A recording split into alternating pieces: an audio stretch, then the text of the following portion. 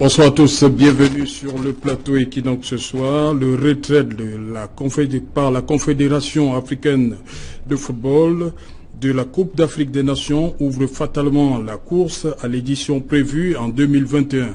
La réunion d'Addis Abeba de septembre 2014 avait distribué les lauriers jusqu'en 2023. Le Cameroun en 2019, la Côte d'Ivoire en 2021 et la Guinée en 2023. Seulement, le coup de tonnerre venu d'Accra change complètement la donne. Dans une correspondance adressée le même jour au président Paul Biya, le président de la Confédération africaine de football dit, je cite, « La CAF et son comité exécutif seraient honorés que le Cameroun puisse accepter d'abriter l'édition 2021 de la Coupe d'Afrique des Nations ». Fin de citation. Depuis lors, les commentaires vont bon train pour qualifier la décision du comité exécutif de la Confédération africaine de football. Comme un beau diable, le vice-président de la CAF vient de démentir toutes ces allégations. Pour lui, c'est la duplicité de langage qui est à l'origine de nos malheurs.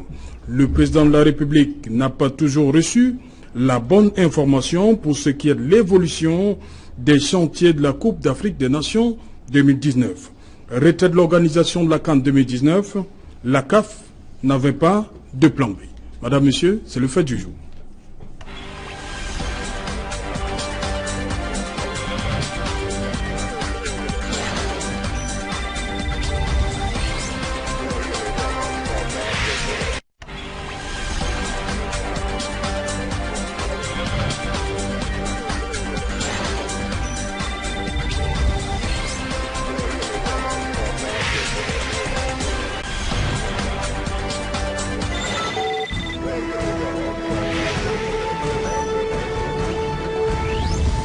Retrait de l'organisation de la CAN 2019, la CAF n'avait pas de plan B pour en parler ce soir. Je suis avec Bruno Lombo, bonsoir. Bonsoir, bonsoir à tous les téléspectateurs d'Equinox Télévision. Bonsoir à tous les Camerounais. Voilà, bienvenue sur le plateau. Vous êtes chef d'entreprise, c'est bien cela? Oui, je gère un tout petit cabinet. Oui. Ouais, nous faisons surtout membre du PURS. Ouais, au PURS, j'exerce les fonctions de secrétaire national au projet et aux études. Ok. Sur ce plateau également, Honoré César Ngomon, bonsoir. Bonsoir, chers Alain. Bonsoir à toute la jeunesse camerounaise. Bonsoir à tout.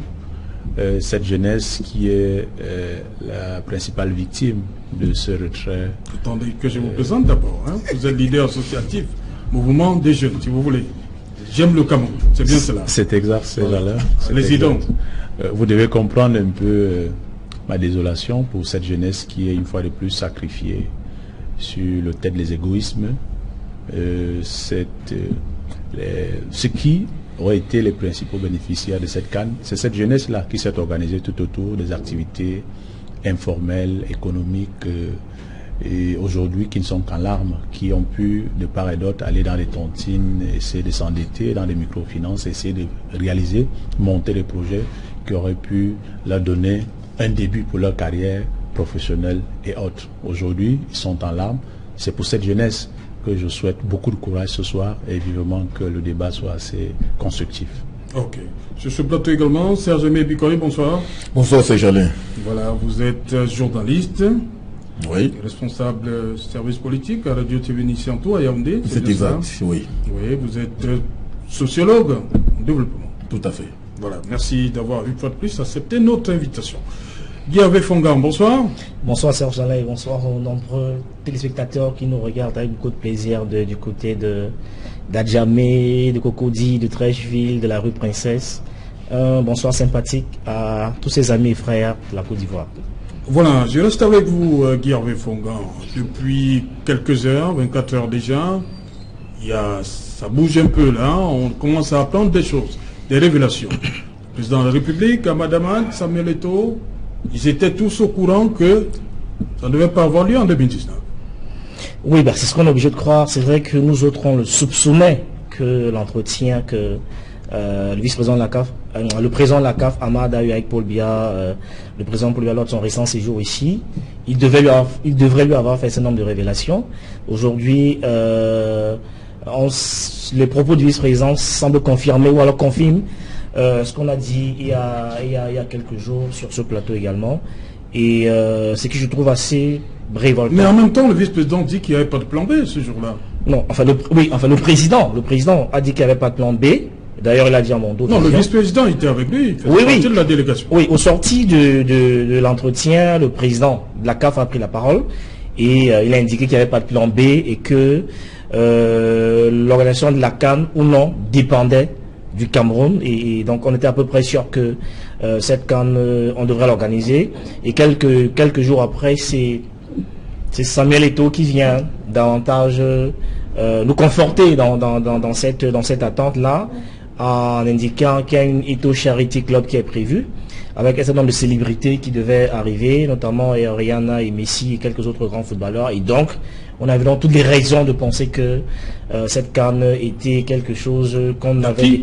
Oui, que c'est acquis. Sauf que, en écoutant le vice-président hier encore, on a le sentiment que on nous a tous menés en bateau. Et le pendant de cette affaire, c'est que ça nous donne les raisons de peut-être de revisiter l'ouvrage de Pierre Flabongayab quand il s'interrogeait à haute voix, Cameroun qui gouverne.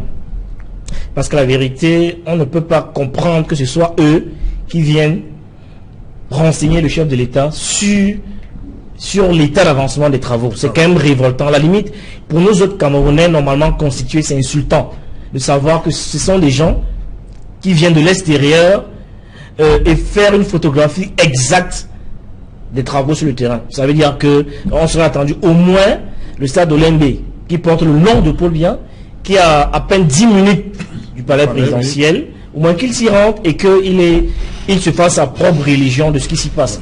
Alors si on a pu berner notre président après le commerce agro-pastoral des Bolova et qu'on revient une fois de plus le mener en bateau, bah, ça veut dire qu'on a un problème. Ça veut dire qu'il y a peut-être pas le commandant à bord et cette révélation devrait être perçue par tout Camerounais comme insultante. Oui. C'est révoltant de savoir que c'est eux qui viennent nous dire ce qui se passe alors que les chaînes comme Equinox l'ont régulièrement dit ici. Régulièrement. Okay. On a fait une série j'ai suivi une série de comptes rendus ici qui présentaient l'état des lieux des travaux.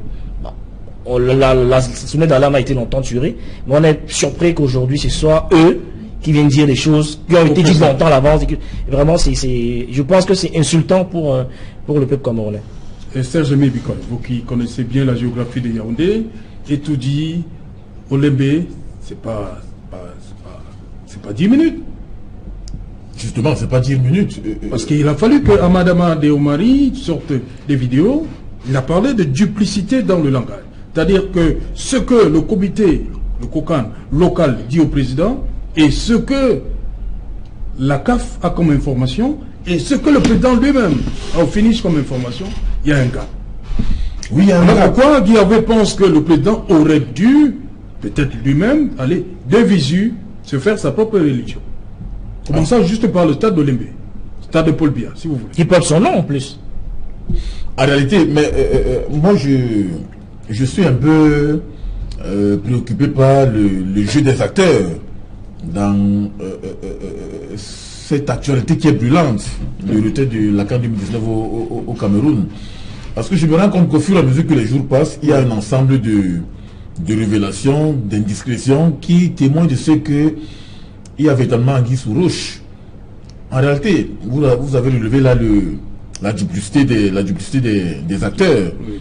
Parce que lorsque le 2 octobre dernier est officié à Madamad rencontre le chef de l'État, rien ne présage qu'il y a véritablement un problème déterminé.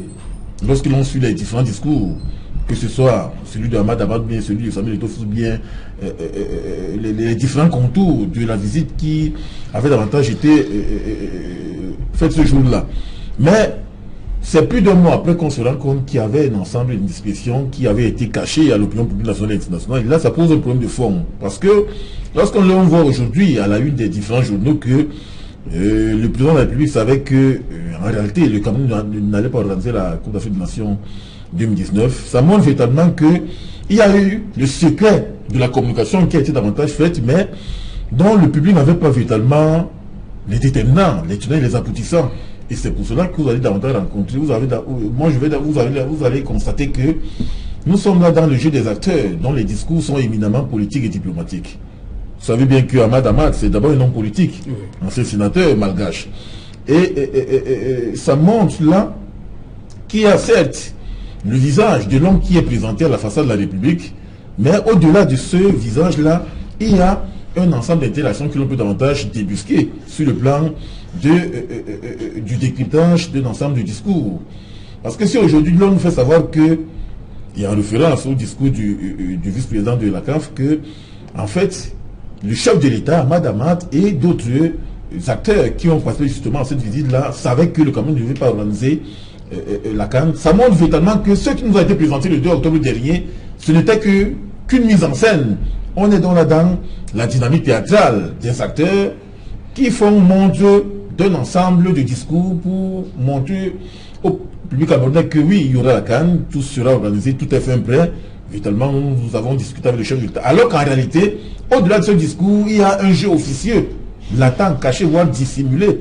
Et là, nous sommes là dans la dynamique du jeu des acteurs, dont les différents enjeux sont davantage présentés. Ça rentre là dans la théâtralisation ou bien la scénarisation d'une mise en scène où les acteurs ne veulent pas révéler ce qui est.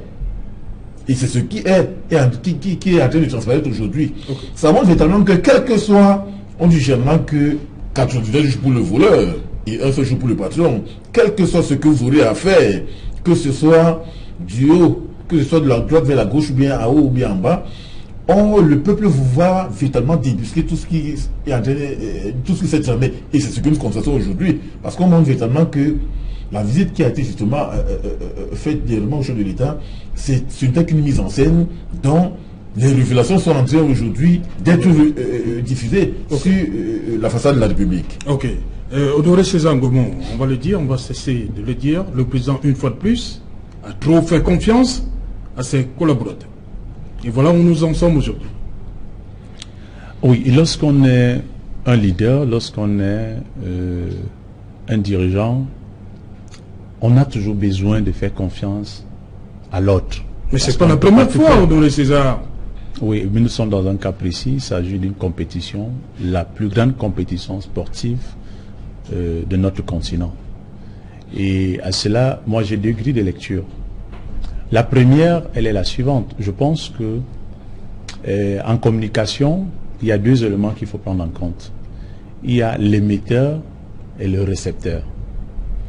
Et ici, le public que nous sommes, nous recevons un message qui est celui d'organiser la CAN. Le Cameroun doit organiser la CAN. Et les populations camerounaises sont les premiers à être bénéficiaires de cette attractivité qui est d'abord une action économique, sportive, culturelle, sociale. Toutes les activités, tous les paramètres de notre société sont mis en branle pour pouvoir jouer au maximum de cela.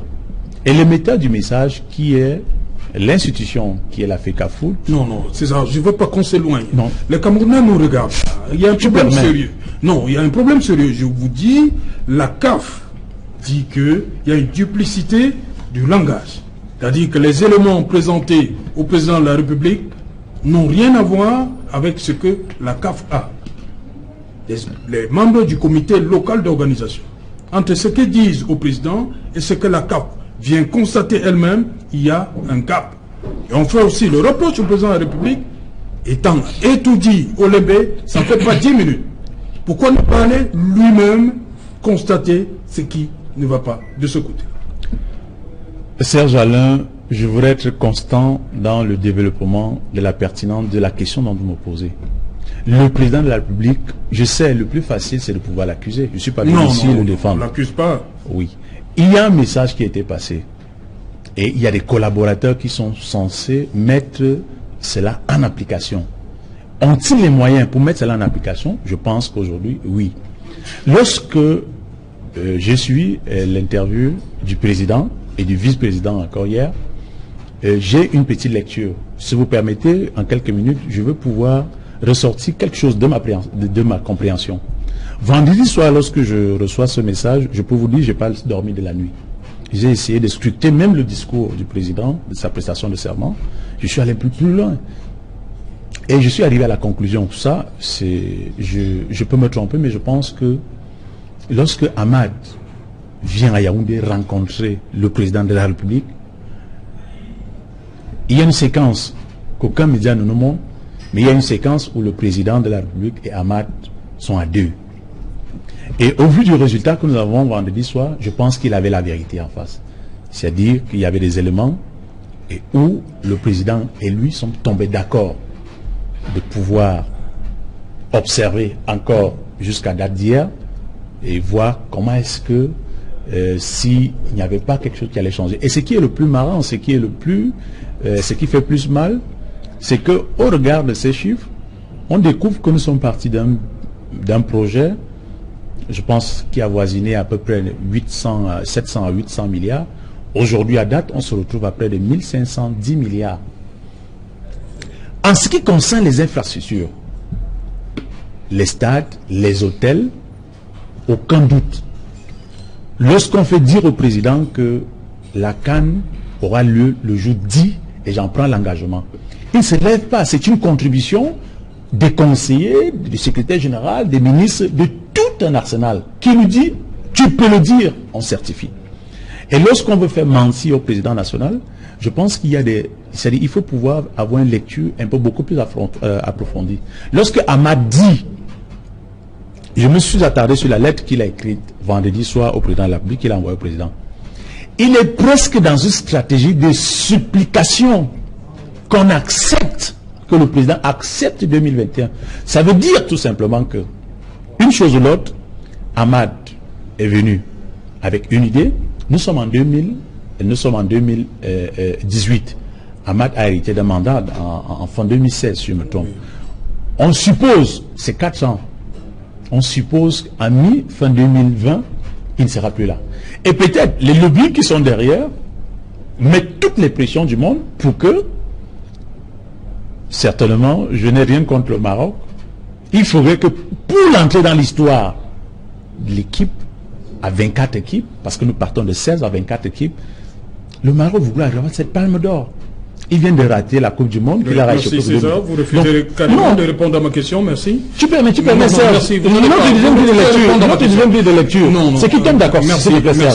Vous avez refusé de répondre à ma question. Non, je reviens. Non, je suis sur la question, en 30 secondes. Non, Bruno Lombo, vous ne voulez pas répondre à ma question.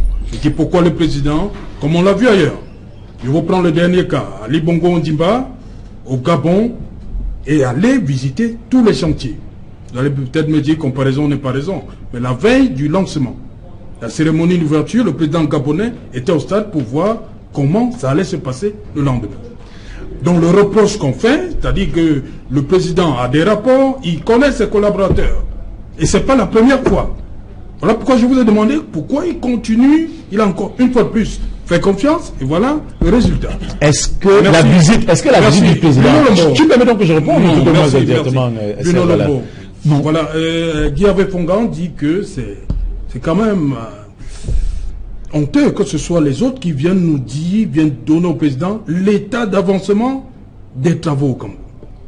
Effectivement. De la CAN. Serge Alain, nous l'avons reçu comme une grosse baffe, parce que les révélations qui sont faites justement à ce propos-là montrent du manque de sérieux que revêt l'organisation de cette CAN au Cameroun.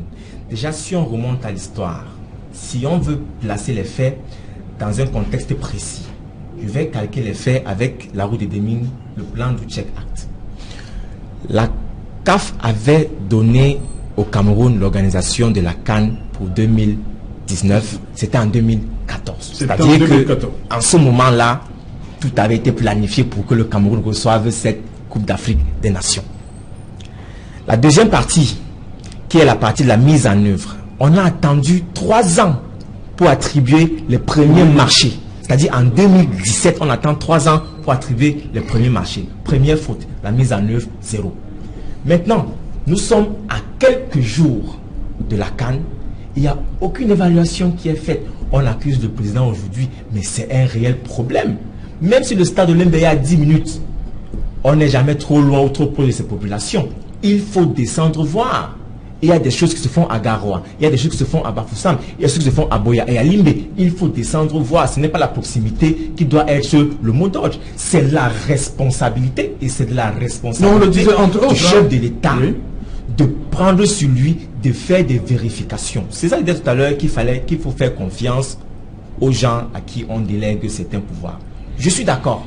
Mais maintenant, au-delà de la confiance qu'on fait aux gens, il faut justement évaluer et contrôler ce que font ces gens pour qui vous avez fait confiance.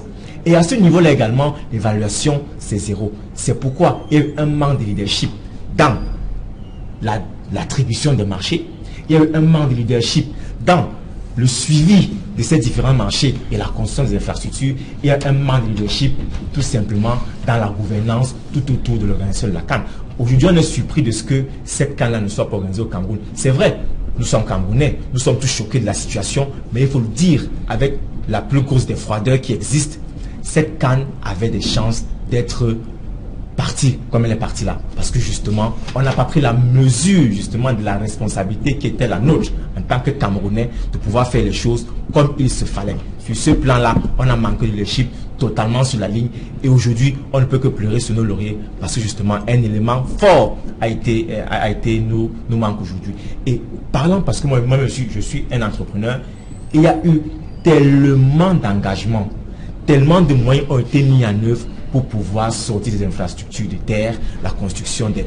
Il y a des hôteliers qui sont endettés énormément pour mettre à jour un certain nombre d'infrastructures qui devaient accueillir les populations, qui devaient être là. Aujourd'hui, qu'allons-nous faire de tous ces investissements-là? Voilà des questions qu'il faut qu'on se pose. Et c'est des questions auxquelles il fallait qu'on se pose à l'entame de toute cette histoire. Aujourd'hui, nous arrivons dans une situation où les gens se plaignent, on veut tirer les responsabilités, mais bon Dieu, il fallait prendre le leadership et la responsabilité profonde autour de cette affaire pour que ça n'arrive pas aujourd'hui. Donc aujourd'hui, nous ne pouvons que pleurer, mais qu'à cela ne tienne, il y a un lieu d'espoir. C'est clair qu'en tant qu'entrepreneur, il va bien falloir continuer à vivre, continuer justement à construire ces infrastructures-là pour que dans l'avenir, nous ne puissions plus tomber dans ce genre de piège. Guy Fongan, le vice-président de la CAF dit que le comité d'organisation locale disait que tout a toujours dit que tout allait être prêt en décembre 2018. Mais au regard, avec la réalité du terrain, ils étaient obligés comme ça de prendre cette décision. Oui, c'est-à-dire on leur a de manière régulière mené... Ils savaient que s'ils laissaient jusqu'au 31 décembre, ça n'allait véritablement pas avancer.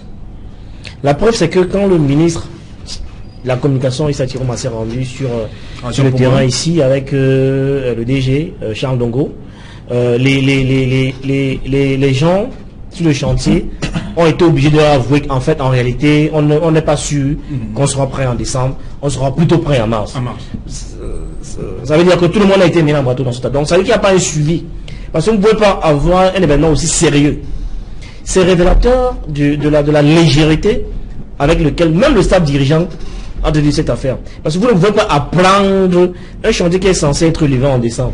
Vous découvrez que le chantier ne sera pas prêt alors vous savez qu'à quelques jours, on est quasiment en décembre. Vous venez le découvrir en décembre. C'est révélateur de la légèreté avec laquelle même le COCAN a géré cette affaire. Sinon, il aurait su qu'on ne serait pas prêt en décembre. Ils auraient probablement fait des réajustements nécessaires et non le découvrir en décembre que le stade ne sera pas livré, qu'il sera plutôt livré peut-être en mars. Donc ça, c'est la première faute. L'autre élément que je dois observer, c'est simplement rappeler que... Vous voulez réagir à propos de ce que César disait? Oui, je voulais justement lui faire remarquer que je comprends bien qu'il a voulu s'exercer dans des concepts un peu compliqués, mais le sophisme. Dans le sophisme, en parlant des méthodes de récepteurs, peut-être pour dire que dans les sciences de l'information et de la communication, c'est fondamental. Il est enseigné que le message, c'est aussi le médium. C'est clair. Et donc, si vous avez une voix les plus autorisée qui vous dit qu'il n'y a pas de plan B, c'est-à-dire Ahmad, c'est clair que la messe est dite, il n'y a plus de philosophie à faire là-dessus. À partir de ce moment-là, tous les concepts comme cela, il faut les évacuer, il faut les battre. Donc, émetteur, récepteur, ce n'est plus valable, ça ne sert plus à rien. Pour le cas d'espèce, il faut observer que ils nous ont pas pris au sérieux. Parce que j'étais de ceux qui pensaient que... Qui vous adressez à qui? Je vais dire... le gouvernement, dans son entièreté. Beaucoup de Camerounais comme moi avaient pensé que Ahmad était venu au Cameroun sous l'instigation de Samuel Eto'o. on est surpris d'apprendre que... Et Toki étant comme le médiateur. On est surpris d'apprendre que, en fait... À travers le vice-président, c'est eux qui ont demandé... Ils ont demandé à le président. C'est très grave, ils ont demandé, parce qu'ils ont senti une sorte un malaise. Oui. Donc, ils ont probablement envoyé plusieurs signaux. Ils ont compris que ça ne parvenait pas à qui de droit. Ils ont dit, bon, finalement, il faut que nous-mêmes, on lui présente les faits. Nous qui avons pensé Samuel et Toki faisaient venir Amad, bah, on s'est trompé. On connaît la vérité. Donc, ils ont demandé à rencontrer le président pour lui dire la vérité. Et à partir de ce moment-là, on peut très bien s'interroger avec toutes les subtilités qu'il y a dans cette rencontre. Comment est-ce qu'ils ont fait pour savoir que le président avait un rapport contraire à celui qu'ils ont? Comment ils font pour savoir que le rapport du président est différent du rapport qu'André Lemna? Ça veut forcément dire qu'il y a eu des fuites d'informations. Ils se sont rendus compte que la cote d'alerte est atteinte. Et peut-être qu'il faut confronter les deux rapports et dire les choses telles qu'elles sont au président. Heureusement que ça s'est plutôt passé comme on a vu. Et le président s'est tué. Il a laissé faire comme à son habitude. Aujourd'hui, peut-être que cette attitude fera l'objet d'une autre thèse de doctorat, parce qu'on a vu il y a quelques mois une thèse sur le silence du présidentiel. Le silence présidentiel. Cet autre silence fera peut-être l'objet d'une autre étude. C'est un excellent objet d'étude qu'on vient là. C'est du matériau de rédaction pour des chercheurs. On ne peut pas comprendre comment est-ce qu'un chef d'État peut être aussi insensible, peut être aussi froid et glacial, et réussir à amener tout un peuple en bateau. Et rien ne nous rassure que même cette CAN 2021, on l'aura. Parce que tel que ça commence à partir en vrille, on n'a plus aucun intérêt. D'ailleurs, c'est... Non, mais le président Amad l'a dit, Césaire l'a souligné tout à l'heure. Oui, le président, sauf qu'il nous a tellement habitués à dire une chose et son contraire, qu'on a du mal à prendre ce qu'il dit au sérieux. Parce qu'il dit une chose aujourd'hui, à 8h, à 20h, il dit autre chose. Honnêtement, il n'est plus quelqu'un de crédible à qui on peut véritablement faire confiance. Et on a, malheureusement, il ne reste plus que nos yeux pour pleurer. Mais toujours, quoi qu'on dise, on ne peut pas jeter le bébé avec l'eau du bain. La CAF n'allait pas repartir avec les stades et les hôtels. Les hôtels vont forcément rester ici. Donc, le vœu qu'on peut mettre sur ce plateau, c'est de faire une sorte de veille, d'être la sentinelle, qu'au moins chaque semaine, qu'il y ait un compte rendu, un reportage de terrain sur l'état d'avancement des travaux, histoire de mettre la pression sur le gouvernement pour que ces travaux soient livrés en mars. Donc il faut peut-être prendre, je connais votre responsabilité dans la maison Equinox, il faut peut-être prendre l'engagement que chaque semaine, au moins il y ait un compte rendu, un papier sur l'état d'avancement des travaux, que les camionneurs voient ce qui se passe, si les choses ont été abandonnées au passé. C'est la seule et véritable réponse qu'on pourrait apporter à ceux que d'aucuns ont présentés comme les ennemis de la nation qui voulaient faire un complot contre le Cameroun. Voilà, Serge Bikoy, lorsque vous écoutez attentivement le vice-président de la CAF, il dit que la CAF avait véritablement besoin de voir l'édition de la 32e se dérouler au Cameroun. Cameroun, pays de football, qui a organisé sa dernière CAN en 72, et ils disent ils ont constaté une réelle volonté du président de la République à voir la chose se dérouler ici. Mais qu'on en arrive là aujourd'hui, c'est paradoxal quand même. Oui, c'est paradoxal. Ils étaient obligés de prendre cette décision. Oui, c'est paradoxal parce que l'on s'est davantage rendu compte qu'entre ce qui a été conçu théoriquement et les faits qui sont constatés sur le terrain, il y a un décalage, il y a un fossé. On relevait tout à l'heure que la CAN devait davantage être considérée comme une espèce de projet de développement que le Cameroun devrait réaliser à long terme. Mais l'on s'est davantage rendu compte que les mentalités rétrogrades ont davantage plombé ce projet de manière que l'on puisse aujourd'hui succomber à l'échec. Parce que ce que l'on développe aujourd'hui participe davantage du rapport entre mentalité et développement. Parce qu'on relevait tout à l'heure, Bruno l'on relevait tout à l'heure, qu'il n'y a pas eu les phases qui ont été méticuleusement suivies. Parce que lorsqu'il relève par exemple qu'on n'a pas fait une évaluation, parce que nous savons que dans les projets de développement, il y a deux types d'évaluation. Il y a l'évaluation à mi-parcours et l'évaluation en fin de parcours. L'évaluation à mi-parcours n'a pas été faite, tout autant que l'évaluation en fin de parcours. Et là, ça montre véritablement que, certes, le projet a été conçu, organisé et exécuté sur le terrain. Mais maintenant, au niveau de la phase d'évaluation, il y a eu un ensemble de présenteurs qui ont été rencontrés. C'est pour cela que finalement aujourd'hui nous sommes dos au mur. Parce que ces deux, depuis 2014, on le relève tantôt que le Cameroun sait que c'est lui, c'est ce pays qui va organiser la CAN. Mais entre 2014 et 2017, qu'est-ce qui a été fait systématiquement sur le plan infrastructurel, sur le plan politique, sur le plan économique, sur le plan social, sur le plan, bref, sur la quasi-totalité des différents plans qui sont davantage inférieurs à ce projet-là? On se rend compte que chacun a baissé les bras dans son giron et finalement les jours se sont écoulés. C'est à la dernière minute qu'on se rend compte que mais finalement rien n'a été pratiquement fait.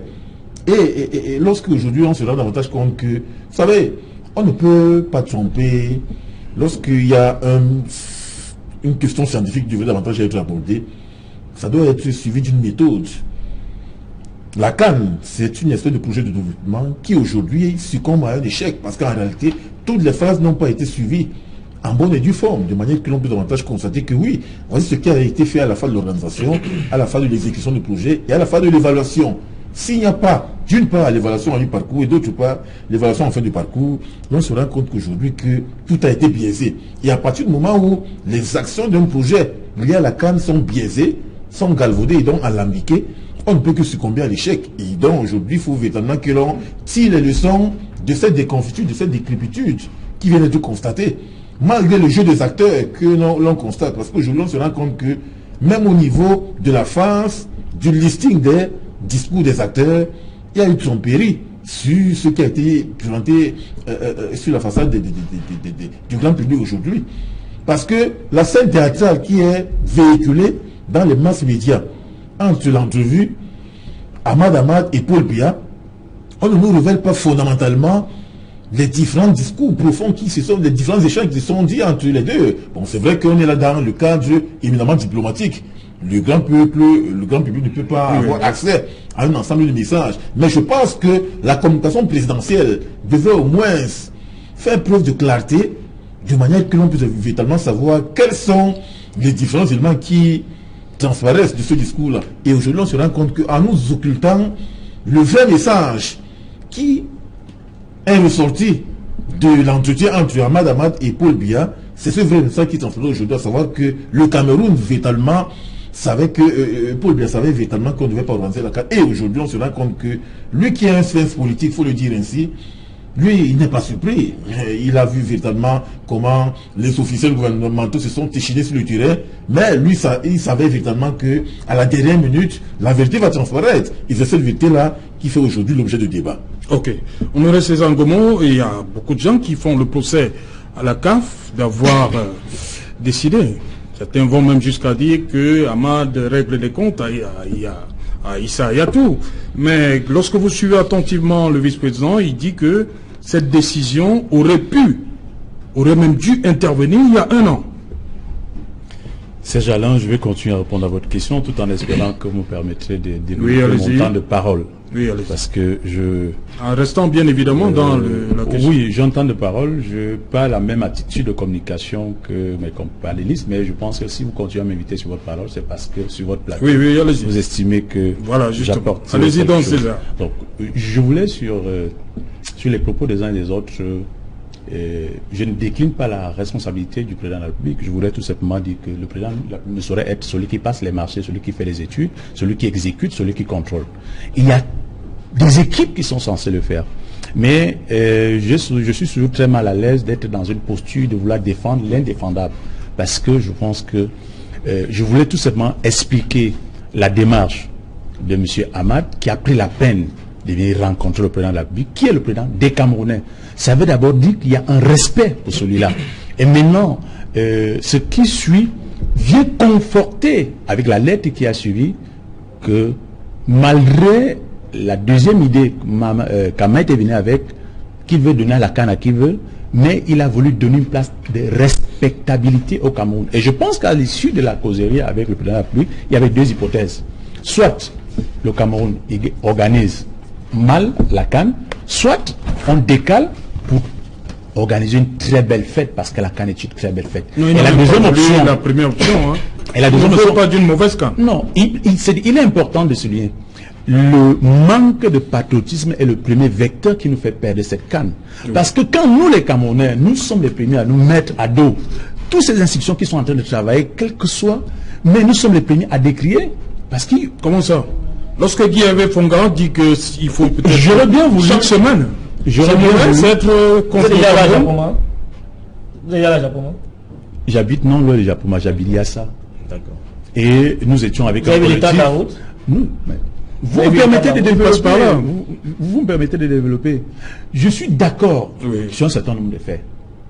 Quel reproche vous voulez faire aux Camerounais, là? Vous dites que... Oui. On va comprendre. Je ne veux faire aucun reproche aux Camerounais. Je voulais attirer l'attention. Vous avez parlé du manque de patriotisme. Vous me permettez... Oui, le manque de patriotisme. Regardez ce qui se passe dans les réseaux sociaux. À qui est-ce que vous faites du mal? C'est à Paul Biya? C'est à ces ministres-là? C'est à ces directeurs que vous faites du mal? Vous êtes en train de faire du mal aux derniers petits commerçants comme moi, petit homme d'affaires, qui espérait gagner de cette case. C'est à moi que vous faites du mal. Vous êtes en train de faire du mal à moi qui habite cette zone et qui a vu pendant quelques temps, dans toutes les villes de Douala et de Yaoundé, les caméras un peu de partout, on arrive à te piquer un petit porte-monnaie et subitement on t'appelle, on te remet ton porte-monnaie parce que les caméras ont été installées presque dans toutes les avenues. Ça joue aussi un rôle. Vous faites du mal à celui qui espérait, qui habite dans une zone qui n'avait pas d'éclairage et subitement, grâce à la canne, et cette zone est éclairée. Vous êtes en train de faire du mal à celui-là qui habite dans un fond, comme nous qui sommes à Yassa. Nous sommes en train de voir comment les travaux sont en train de s'exécuter, même si la finition qu'on veut voir qui est le goudron passé sur, le bitume, pardon, passé sur, mais avant le bitume, il y a d'abord les fondations, il y a les canalisations, il y a tout un travail qui doit être fait. Vous êtes en train de faire du mal à cela. La prière aujourd'hui, moi en tant que citoyen, c'est de voir ces travaux s'achever, et maintenant qu'on tire les leçons pour ceux-là qui n'ont pas permis qu'on puisse vivre ses rêves en 2019. Et il y a un détail qu'on ne devrait pas oublier. Je suis d'accord avec vous sur le retard sur les infrastructures. Mais je retiens que, parlant d'infrastructures, s'il s'agit de la pelouse, des stades et des gradins, à date, ces infrastructures devraient être prêtes. Mais je suis en même temps d'accord avec vous. Moi qui habite Yassa, quand je prends le tronçon de Cladex Container à la Dibamba, qui était censé prendre la route, continuer la route à 4 voies, quand je vois ce tronçon aujourd'hui, la plaque que j'ai vue il y a 2 jours, où le maître d'œuvre a mis depuis la semaine passée, cette plaque me parle de 23 mois de travaux. Quand je prends le tronçon château de Niala, le tronçon de Japoma, là-bas c'est le génie militaire qui a commencé ce travail, qui a fait les canalisations, mais presque depuis 1 an et demi, 2 ans, le chantier est abandonné. Quelles sont les raisons? Je ne les maîtrise pas. Et même si on arrivait à remettre le génie militaire sur ce tronçon, avec les moyens qu'il faut, j'ai du mal, parce que j'ai dû mener certaines enquêtes, on a du mal à croire que ces travaux peuvent être réalisés en 3-4 mois. Quand je regarde le tronçon Château Ndokoti, c'est vrai qu'à un certain moment, si on essaie de boucler, par exemple, des rails à Château, ça c'est un travail qui peut se faire en 1 mois. Maintenant, je pense même la suite jusqu'à Ndokoti, c'est un travail qui peut se faire en 1 mois. Maintenant, à l'interrogation de savoir que quand je regarde tous ces chantiers qui ont été lancés, sachant que les 60 000 places, par exemple, du stade Yassa, devraient être constituées au moins à 20 à 30% des populations environnantes, c'est-à-dire nous qui sommes à Lorwaba, à Niala, à la Cité des Palmiers et autres. Et que nous ne pouvons pas pouvoir céder à ces lieux-là pour pouvoir participer au spectacle, parce que la CAN aussi, c'est nous, ce sont les 60 000 là qui créent l'attractivité. Et je voudrais souligner ici que lorsque nous devons regarder à apporter des solutions que moi je pense ici, même si nous allons arriver là, je pense qu'il n'est pas de notre intérêt de continuer toujours à tirer. Oui, nous savons qu'il y a des compatriotes qui ont abusé certainement du pouvoir des institutions, de l'argent du contribuable, parce que ces milliards qui ont été mis à leur disposition, c'est l'argent qui sortira dans l'entreprise de toi et moi et de mes enfants et de ceux qui ne sont même pas encore nés.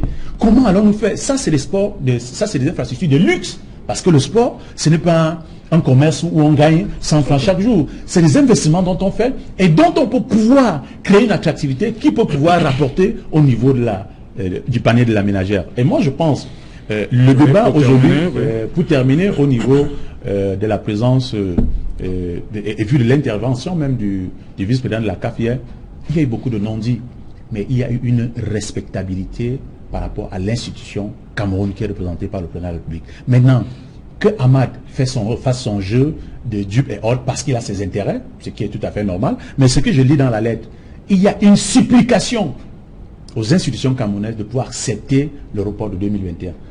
à 2021, relevons le challenge. Accompagnons ces entreprises-là. Créons même des journées de bénévolat. Allons même dans cet acte, qu'est-ce qu'il y a lieu de faire? Que chacun donne même 2 heures par semaine de son temps et qu'on accompagne cela et qu'on voit comment est-ce que le 31 mars, que nous ne puissions pas livrer ces chantiers. Et si la CAN nous a retiré définitivement, créons notre attractivité sportive des championnats qui peut pouvoir susciter notre domaine. Peut-être. C'est peut-être pour le bien du sport camerounais que cela est fait aussi. Il faut aussi regarder ce côté-là. Je ne suis pas en train de dire que tout ce qui a été fait est bon. Maintenant, ceux qui nous ont entraînés dans cette mêlée-là, ils paieront le prix. Je pense que la personne la mieux informée de ce pays reste bel et bien le président de la République. Ok, rapidement, Guy Hervé. Rapidement, je veux dire que je suis très mal à l'aise parce que j'ai du mal à cacher mon inconfort en écoutant mon voisin de droite parce qu'il prend sur lui cette facilité qu'ont les turéféraires du régime à développer cette sorte de rhétorique de l'antipatriote qui consiste à dire que quand on essaie de dire la vérité, les choses telles qu'on les voit... Non, Fongan, je ne refute pas ta vérité. Non, je veux qu'on soit d'accord. Ça veut dire qu'on je ne refute pas ta vérité. Non. Et c'est exactement cette attitude qui a contribué à plomber Fongan, les choses. Je ne refute pas ta vérité. Et à nous mettre dans ce... Toi et moi qui sommes sur ce plateau, que gagnons-nous dans le milliard que les uns et les autres ont détourné pour nous mettre là? Le président de la République, votre champion... On nous a déjà retiré la canne. Mettons notre travail. Livrons nos infrastructures. Livrons-les. Mettons notre travail. Et démasquons les uns les autres, comme vous le faites à la presse, démasquons des incohérences ou des tares qui nous permettent de croire qu'on ne peut pas être livré. Le président Paul Biya, votre champion, a régulièrement dit... Le président des Camerounais, pas notre champion, il n'est pas mon, il est le champion des Camerounais, le président des Camerounais. A régulièrement dit dans ses sorties une phrase que je trouve assez essentielle, une phrase interrogative. Que nous manque-t-il? Que nous manque-t-il pour faire les choses comme il se doit et réussir comme les autres ont réussi? Le Gabon, la Guinée, etc. ne sont pas plus méritants que nous. Et nous sommes la risée de ce côté. Nous sommes la risée du monde aujourd'hui. Si vous avez votre enfant à la maison, à qui vous donnez quasiment tout pour qu'il réussisse à l'école, lui dit qu'il est un fainéant et qu'il peut faire mieux, ça ne veut pas que vous ne l'aimez pas. Vous pensez que, au regard de ce que vous... Les conditions que vous avez créées autour de lui, qui donnent le meilleur de lui-même, et que chaque fois il vous ramène des résultats médiocres, et que vous êtes obligé de le ramener, de le rappeler, même de le réprimander, ça ne veut pas que vous ne l'aimez pas. Et c'est exactement ce que nous faisons. Je veux dire, en réalité, ceux qui ont dit la vérité, ceux qui ont régulièrement dit la vérité au chef de l'État, aiment même le Cameroun, mieux que ceux qui ont passé le temps là camouflés. Parce que cela se comporte exactement... Madame aime le Cameroun mieux que les autres. Aujourd'hui, c'est ce qu'on a dû le dire. C'est ce qu'on a dû le croire aujourd'hui. Parce que ceux qui ont passé le temps à camoufler la vérité au chef de l'État, à la limite se comportent comme les gens qui iront vivre ailleurs après. Nous sommes Camerounais qui n'avons qu'une seule nationalité, qui allons vivre et mourir ici. On ne peut pas accepter, on ne peut pas voir ça et se taire. Parce qu'on estime qu'on n'ira pas ailleurs demain comme les autres. Okay. Donc, eux, ils s'en foutent, ils ont plombé l'affaire. Okay. Et il y a une chose essentielle qu'on n'a pas évoqué ici, Serge Alain, c'est cette instrumentalisation du foot pour régler un problème politique. Parce que pour on va y revenir, vous permettez, oui, on va y revenir. D'accord. On est tous d'accord que les infrastructures, l'état d'avancement des chantiers a fait que la CAF puisse dire que bon, voilà, préparez-vous pour peut-être 2021 ou pourquoi pas 2023.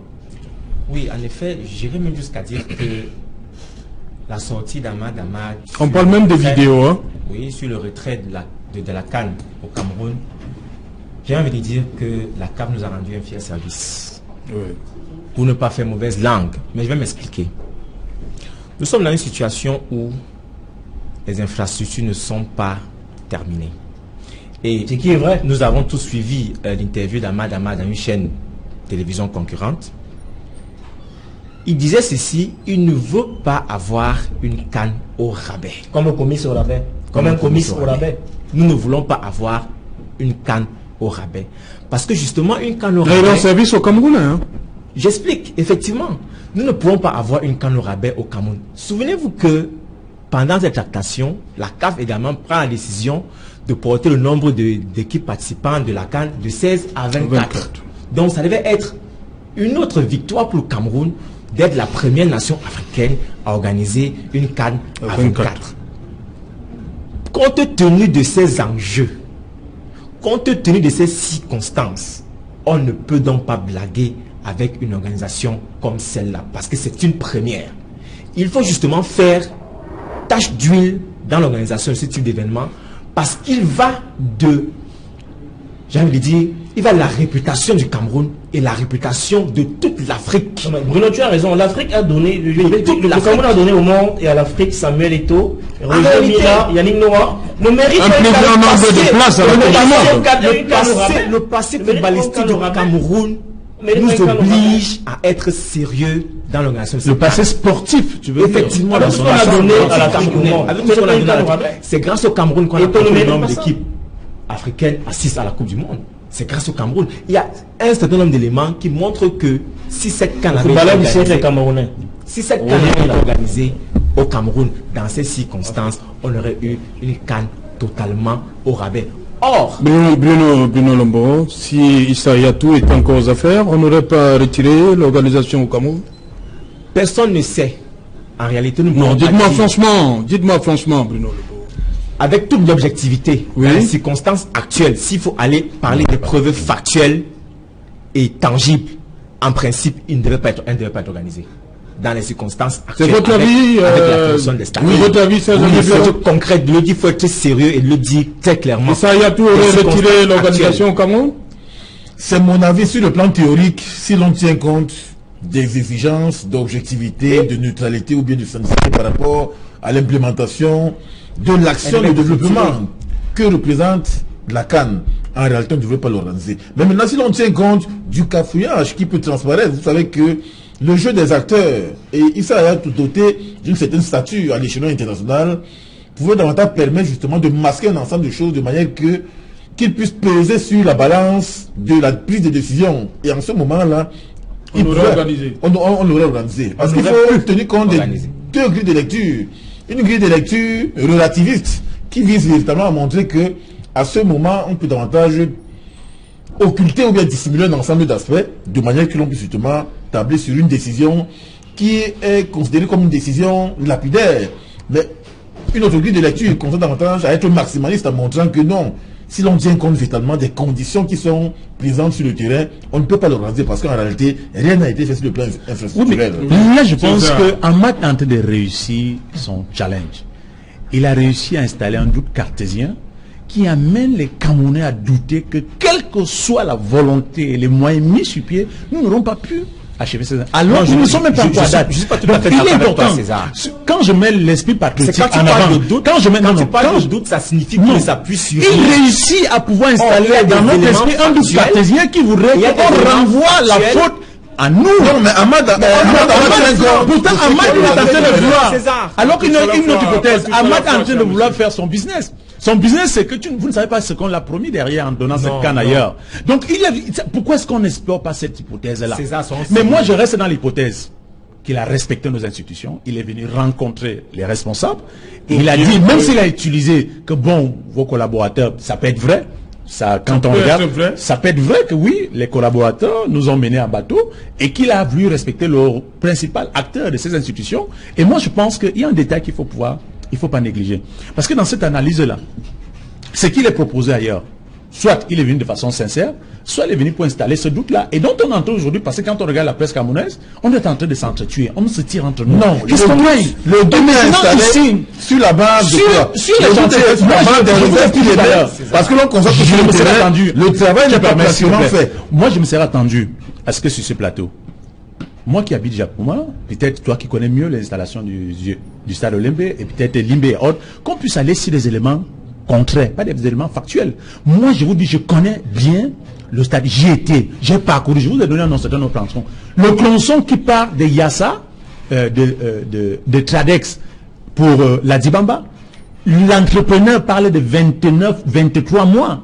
Ça veut dire que c'est impossible, l'infrastructure, ce n'est pas que le stade, mais le stade sera prêt.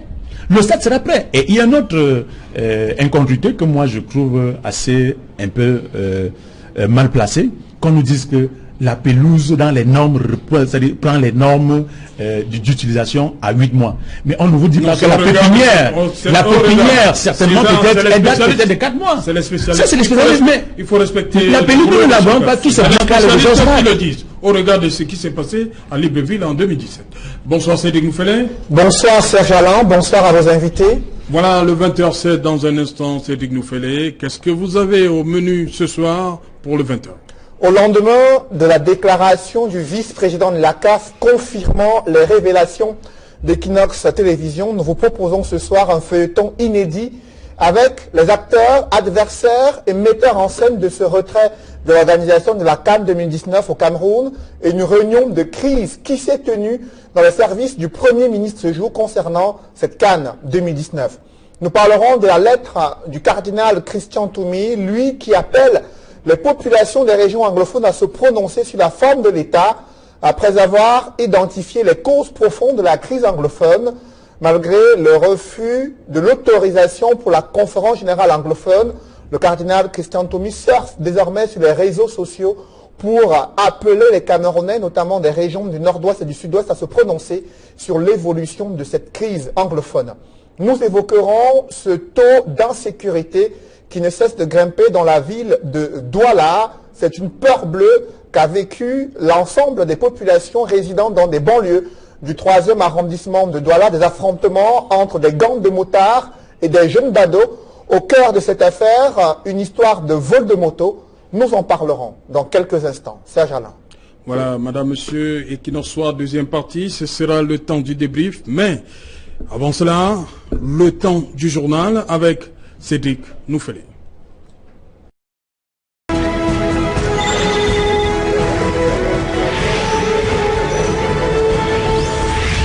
Equinox Soir, deuxième partie, le temps du débrief, toujours en compagnie de Bruno Lombo, Serge Mebikoy, Honoré César Ngomon et Guy Hervé Fongan. Je commence par vous, Guy Hervé.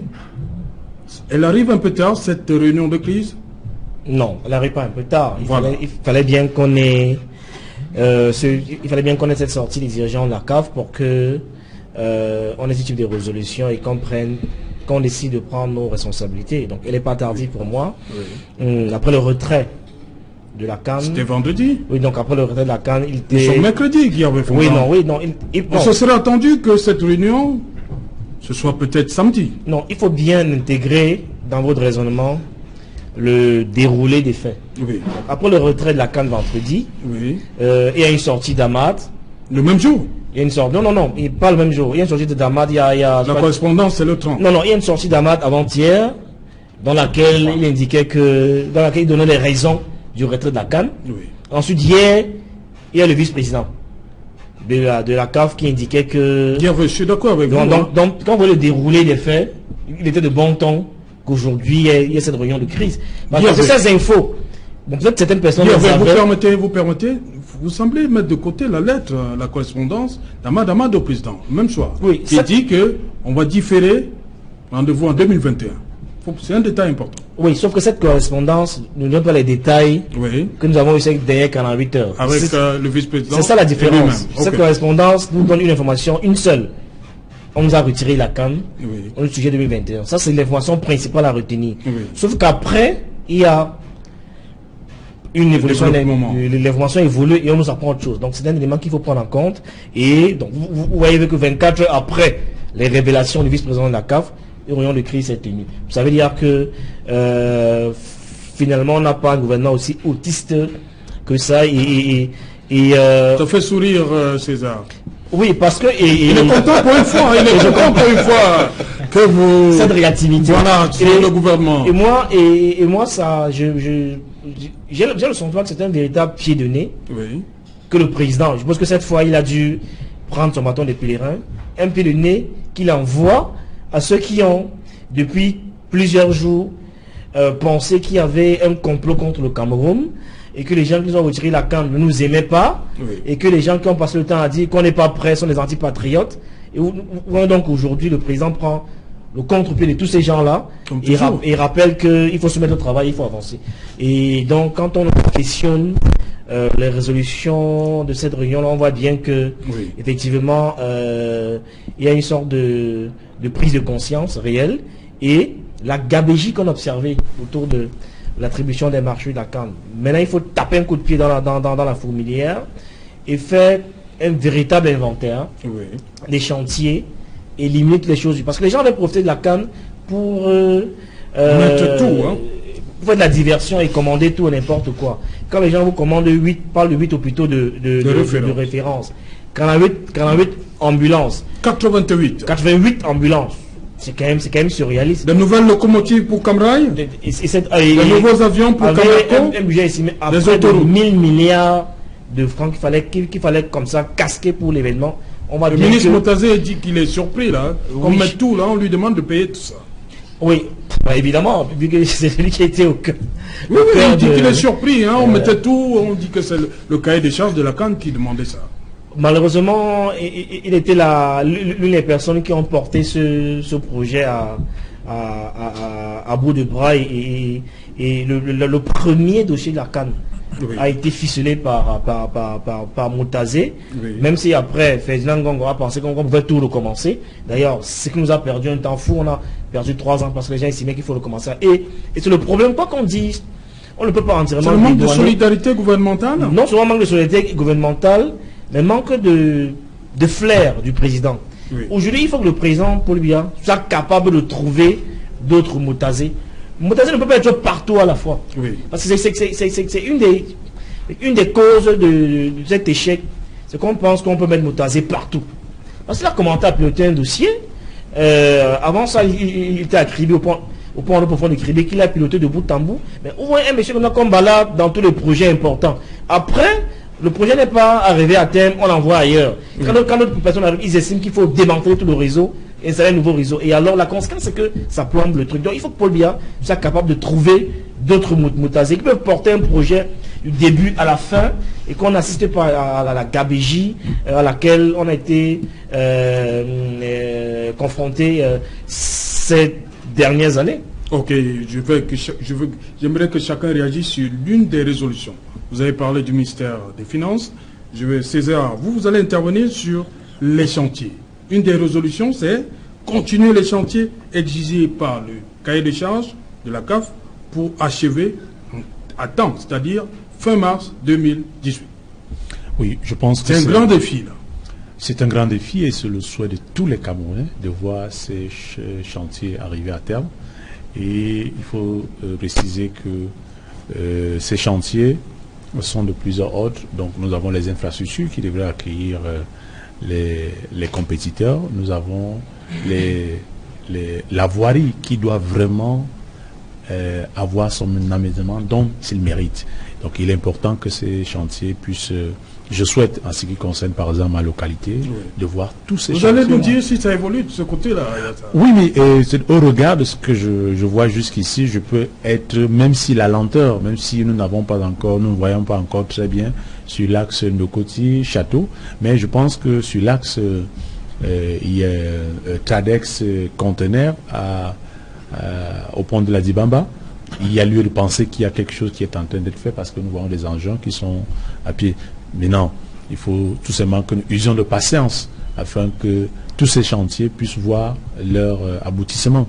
Et donc, je voulais également dire, c'est l'occasion de remercier vraiment, pour une fois, comme vous l'avez dit, je pense que sur ce plateau, nous sortirons de façon unanime sur le communiqué final qui appelle à l'apaisement. Il n'est pas question de voir ici le bouc émissaire de Hamad. Non, je pense que... parce qu'on a souvent fait de ceux-là qui disent la vérité, entre guillemets, des antipatriotes.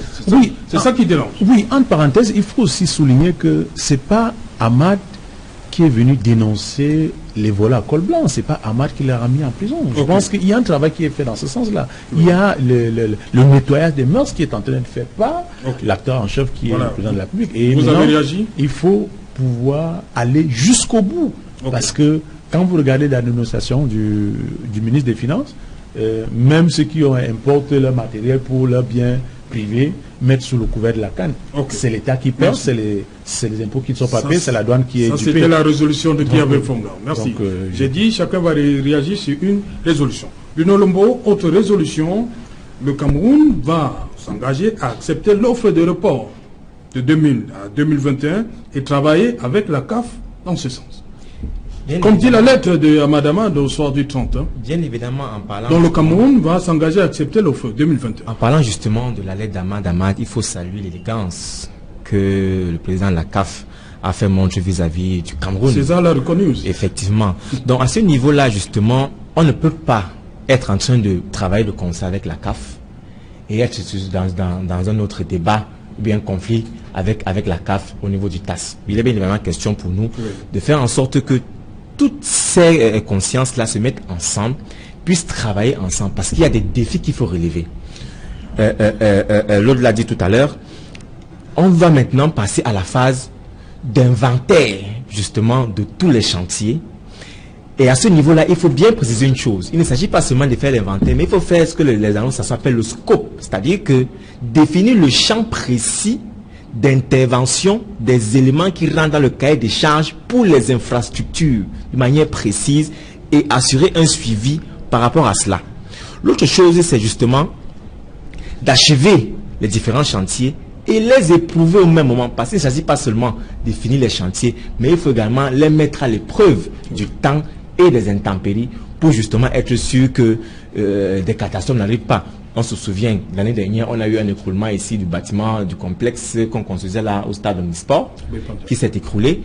Or, il faut bien évidemment faire en sorte que ces infrastructures tiennent la route pour pouvoir accueillir les populations d'ici et d'ailleurs qui vont devoir être au Cameroun pendant cette période-là. Serge Vicor, je termine avec vous. Le Premier ministre recommande qu'il demande de surseoir à toute communication officielle visant à incriminer la CAF ainsi que son président. Pour terminer, le Cameroun n'ira pas au TAS. Oui, ça montre là qu'il faut cesser de surfer sur le paradigme de la culpabilité d'autrui. Autrui étant ainsi représenté par Ahmad Ahmad et l'instance de football africain. Ça montre là qu'il ne faut pas davantage tabler sur l'incrimination ou bien fustiger tel ou bien tel autre. Mais de faire un certain, c'est ce que moi j'ai préconisé depuis le week-end dernier, après le temps de Jérémiade, c'est la phase de l'aggiornamento, c'est-à-dire que faire une introspection systématique, de manière à pouvoir savoir que oui, nous avons trébuché à tel niveau, et il est question de rebondir en rectifiant tous les faux pas qui ont été davantage faits, parce que nous sommes là sur le terrain du football, il faut rectifier le faux pas qui a été fait et voir comment on peut démarrer sur des chapeaux de roue, mais en respectant systématiquement une méthode déterminée. Moi, je pense qu'à l'heure actuelle, je pense que les leçons qu'il faut véritablement tirer de cette affaire en rapport avec les résolutions qui viennent d'être prises lors du conseil du cabinet, moi je pense que véritablement il est question là premièrement de serrer le champ d'activité des uns et des autres, parce qu'on se rend davantage compte que il y a eu un amas de projets qui ont été implémentés, mais sans que l'on ne sache véritablement qui doit faire quoi et qui a fait quoi à tel moment déterminé de l'histoire. Lorsque vous avez agencé tout à l'heure un ensemble de 8 hôpitaux de référence, 8000 ambulances, voilà, on est là dans la sublimation du projet qui est finalement déterminé, alors qu'en réalité il y a un problème de fond qui se pose. Or, lorsque vous avez implémenté un projet déterminé, il faut véritablement que nous ayons un champ d'activité, parce que j'ose croire véritablement que, puisque visiblement c'est 2021 qui nous attend véritablement en rapport avec ces différents paliers, il est question aujourd'hui de ne pas arrêter véritablement les différents travaux qui ont été implémentés, parce qu'on avait l'impression que les Camerounais veulent succomber à un certain découragement ou bien à un certain fatalisme. Donc je pense que maintenant la balle est toujours dans notre camp, parce que si on a perdu 2019, 2021 est là, et il est question davantage de remobiliser la machine systémique de manière que les uns et les autres puissent davantage se vautrer sur le champ de bataille, de manière que l'on puisse opérer cette évaluation en mi-parcours et en fin de parcours, parce que n'attendons pas 2020 pour voir comment on peut réaliser telle action ou bien tel autre projet. Merci, cher monsieur d'être venu. Nous, on aimerait surtout voir le président Biya aller au stade Paul Biya qui porte son nom à Lembé, le stade de gardien, visiter les chantiers, c'est ce qu'on veut voir. Ben, il faut préciser que ces stades, c'est des complexes sportifs. Oui. Il n'y a pas que le football que nous allons accueillir là. Il y a la natation, il y a l'athlétisme, il y a toutes les autres composantes du sport qui sont inclus dans ces projets-là. Voilà, Donc, du moment que nous préparons des compétitions à venir, au cas où la CAN est reportée, que nous puissions mettre ces sports-là en avant. On aimerait voir Paul Biya, un véritable chef de chantier. C'est ça qu'on dit. Je ne sais pas pourquoi César évite de le dire. Voilà, je ne sais pas pourquoi. Vous ne voulez pas que Paul Biya soit le chef de chantier. Il est déjà demandé qu'il essaye un peu de veiller encore un peu beaucoup plus, afin que ça ne puisse plus, les vraies informations ne puissent plus venir d'ailleurs. Ok, merci cher monsieur d'être venu. Merci pour vos différentes expertises. Madame, monsieur, c'est ici que prend fin ce numéro de Equinox Soir. Rendez-vous demain 19h, rediffusion 23h GMT. Il sera une fois de plus minuit à Yabassi.